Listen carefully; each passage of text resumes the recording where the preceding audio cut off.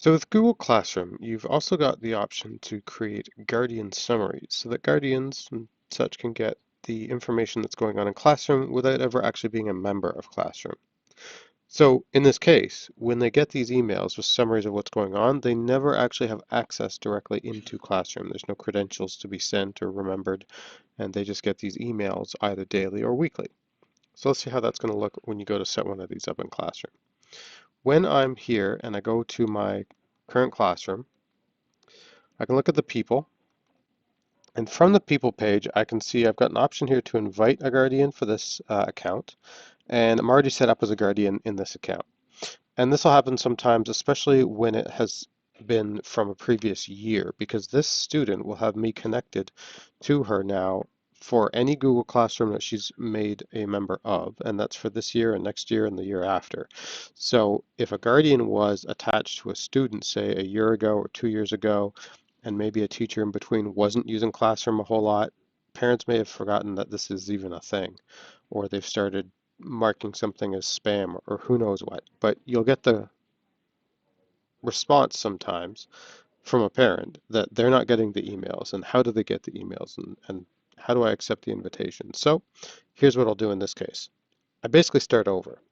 What I would do is look at this one and just click the dots, and I would remove the guardian. And now I'm going to be able to invite that guardian again, even if it's the same guardian, and they'll get a new email about that.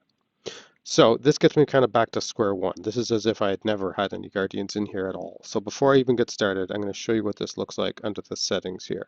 We click the gear, we scroll down a little bit, and we will see here Guardian Summaries.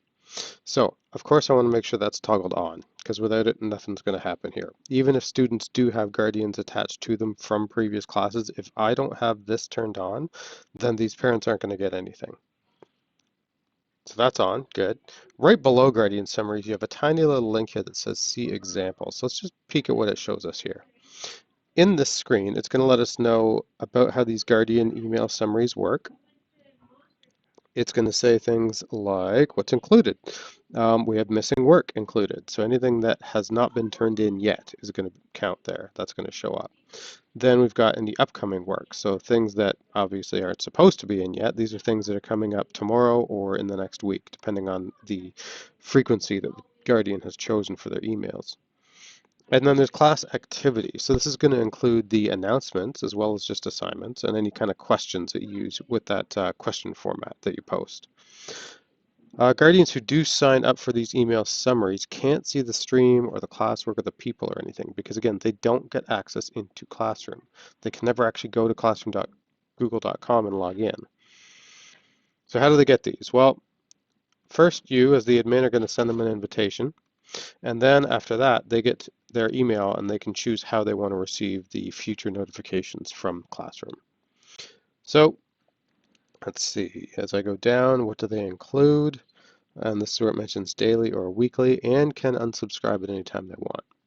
And they've even got a nice example here for us. So I'm going to click on the example option. And what we see in the example, if I zoom that up a little bit, there we go, is a little, this is the week of August 1st to 5th in this case for their little sample question that they've created. It shows me some student work that's been missing from the previous week. And that's going to be from two different classes. So if I'm got a student enrolled in multiple classrooms, then I'm actually getting things from everything here. So history and then English and American literature. I'm also getting another one for due next week. So this is going to be due, again, from history. This one's coming from biology. I'm going to see class activity from the last week. So not just stuff that's, upcoming and due, but things that have already happened. So this is already an assignment that was due. There was a question posed to the class. And if I go down a little further, let's see, assignment, question, there's an announcement that was posted by the teacher. So again, nothing the student needs to hand anything back for or question to be answered, but just simply announcements that were made. So parents are able to see that kind of stuff too. And I come down, same thing here, and another announcement and another assignment.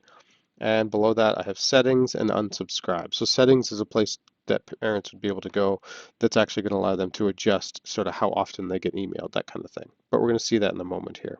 So let me just jump back, close my settings. And I'll go ahead and invite my other account here. So Chris, yeah, Gmail account, invite. And that means I'm going to get that email now in my other account. So if I grab that and just bring that over here,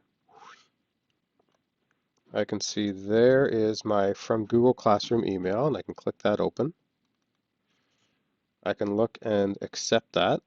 And when I do, it's immediately kicking me out to a special page on classroom.google.com where I'm going to decide, okay, this is in fact, yes, the correct account, so that's all good. I don't need to switch, and I'm going to say accept to receive these summaries.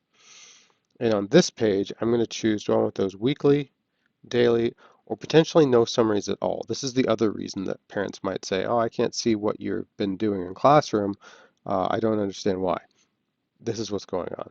And so if you go ahead and send them the new invite, they'll have the chance to come back through these again, one more step, and decide for themselves just how often they want these emails to show up.